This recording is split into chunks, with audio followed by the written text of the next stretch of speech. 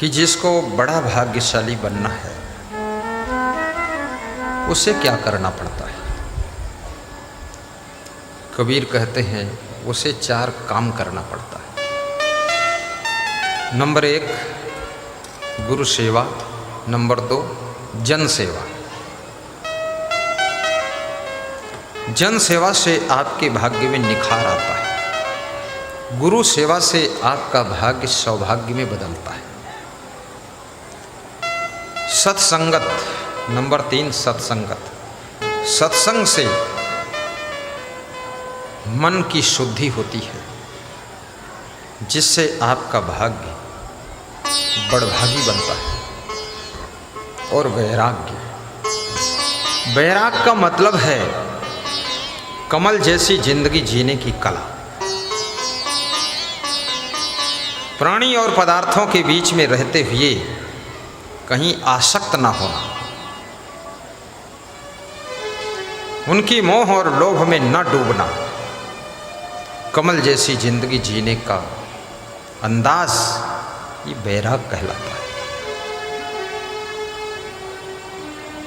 और जिसके जीवन में वैराग्य होता है वो गृहस्थ व्यक्ति भी बहुत सुखी रहता है और वो संत बहुत महान बनता है। संसार में ऐसे रहो जैसे गर्री का गोला वो नारियल के अंदर रहता है, अंदर रहता है, अंदर ही पकता है और धीरे धीरे उस अपने ऊपर के ढक्कन से मुक्त हो जाता है और गर्री का गोला अलग हो जाता है। ऐसे जगत में आपको रहना है। प्राणियों में रहो, पदार्थों में रहो, परिवार में रहो, समाज में रहो, लेकिन धीरे धीरे पकते पकते गर्री के गोला बन जाओ।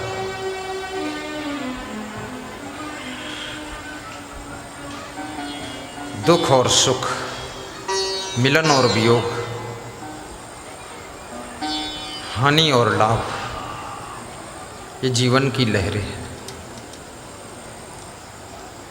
कुछ तुम्हारे ऐसे रिश्ते हैं, उन रिश्तों में से किसी विशेष व्यक्ति की जब मृत्यु होती है मन में बहुत दुख हो जाता है। कभी भाई की मृत्यु तुम्हारे अंदर घाव कर जाती है, कभी पति की मृत्यु तुमको घायल कर जाती है और कभी बेटे की मृत्यु तुमको बेहोश करके चली जाती है। ऐसी कंडीशन में आत्मज्ञान की आवश्यकता पड़ती है।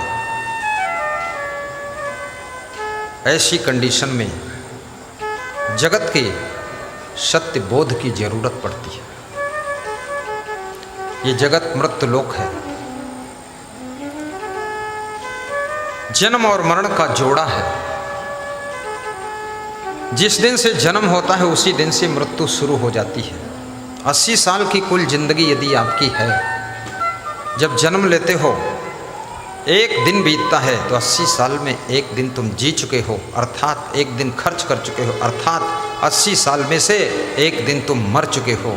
एक दिन खत्म हो चुका है, एक दिन कम हो चुका है, एक दिन धीरे धीरे 80 साल पूरा जी लोगे, उस दिन सांस रुक जाएगी, उसको महामृत्यु कहा जाता है।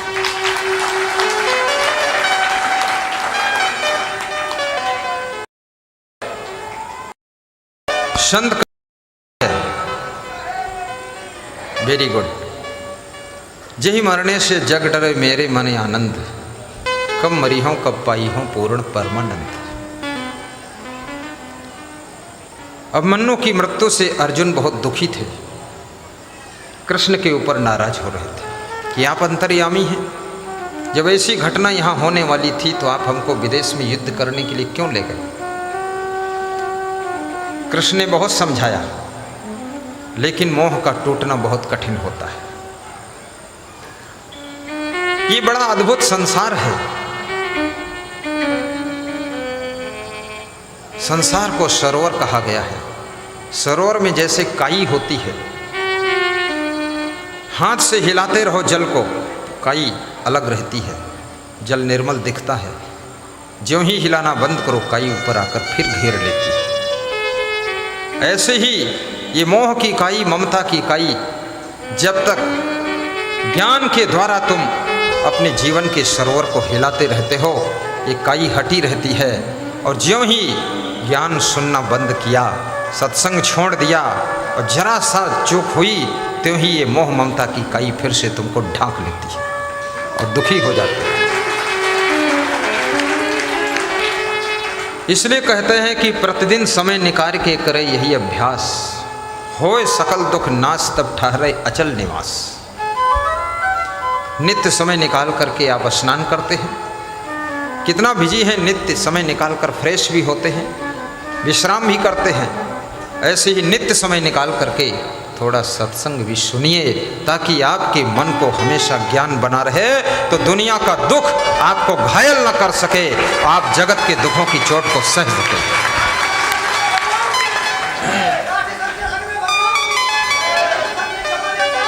जय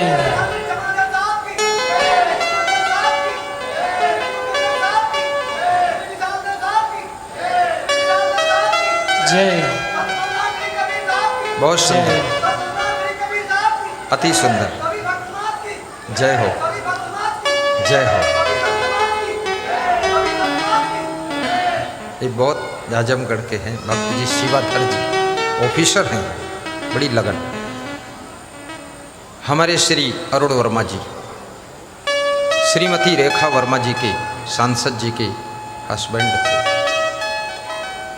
लगभग कुछ वर्ष पहले उनका देहांत हुआ। अरुण नाम था ना। उस समय उनके ऊपर एक दुख का पहाड़ टूटा, लेकिन उन्होंने गुरु का आशीर्वाद, स्वयं का विवेक, समाज का बल उनको टूटने से बचा लिया। आज वे अपने पति का नाम लेकर चुनाव में खड़ी हुई, 2 बार सांसद बनी है और अपने पति की दिवंगत आत्मा की शांति के लिए हमेशा ध्यान भी करती है और मन ही मन गुरु जी से भी आशीर्वाद मांगती है कि हमारे पति देव की आत्मा को शांति।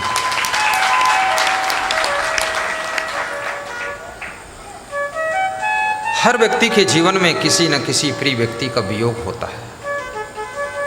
उस वियोग के वक्त में आपके साहस, धैर्य की परीक्षा होती है। दुख, संकट, संघर्ष आपके धैर्य, धर्म और आपके मित्रों की परीक्षा करता है। दूध पीने वाले, चाय पीने वाले बहुत से मित्र मिलते हैं, लेकिन जिस समय आप बीमार हो, आपके शरीर में खून की जरूरत हो, खून देने वाले कोई बिरले मित्र मिलते हैं।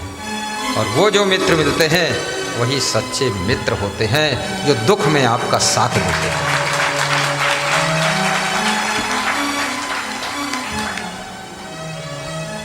व्यास गादी श्री अवनीश सिंह को भी बहुत धन्यवाद देती है।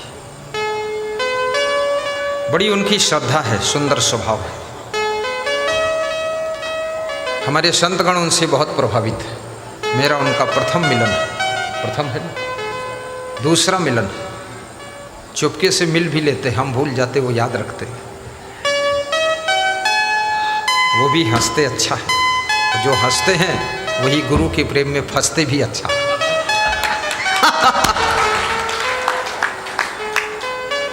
ये हजारों भक्तों की ओर से उनके लिए शुभकामना की जा रही है। ये जितने हमारे नेता गण पधारे हुए हैं, इनके सब के लिए आशीर्वाद है। कबीर धाम एक तीर्थ स्थान है, जहाँ पर सत्संग की गंगा बहती है और लोग अपने मन के मैल को धो करके निर्मलता को प्राप्त करते हैं। ऐसी पावन धरती तीर्थ में आपको आशीर्वाद दिया जाता है। अपनी फील्ड में आप निरंतर आगे बढ़ते रहें और उन्नति करते रहें, आपकी मनोकामना भी पूरी हो। इस सभा के अंदर महाराष्ट्र से, छत्तीसगढ़ से, बिहार से, झारखंड से, नेपाल से, पश्चिम बंगाल से, हरियाणा, उड़ीसा, राजस्थान, गुजरात, मध्य प्रदेश आदि विभिन्न स्थानों से लोग आए हुए हैं। अनेक जिलों से लोग आए हुए हैं, बड़ी आस्था लेकर आए हुए हैं। सभी भक्तों को भी व्यास गादी धन्यवाद देती है। आशीष प्रदान करती है। जैसा कि आप जन्मोत्सव के उपलक्ष्य में आए, अभी हमारे एक भक्त आए, बोले कि बहुत लंबी आयु हो और आप ऐसे ही स्वस्थ बने रहे। कुछ भक्तों ने ऐसा भी कहा है कि मेरी उम्र भी आप में थोड़ा लग जाए। मैंने कहा तो मैं जीकर क्या करूंगा, जब तुम्हारी हमारे में लग जाएगी, तुम मर जाओगे तो हम क्या करेंगे। थोड़ी लग जाए, 1 आधे साल तो ठीक है, 6-6 महीने लोगों को लग जाए, लेकिन ये भाव है कि मैं भले कम जीऊं, गुरु जी ज़्यादा दिन जी, और गुरु जी का ज्ञान जन जन में पहुंचता रहे, देश विदेश में गूंजता रहे।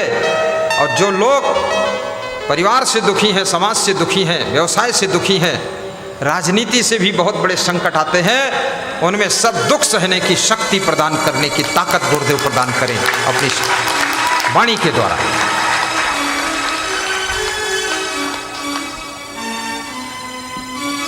जिंदगी सबको मिलती है, लेकिन जीने की ताकत जिस दिन खो जाती है, बड़े बड़े धनवान, बड़े बड़े बुद्धिमान और विद्वान भी आत्महत्या का चुनाव करते हैं।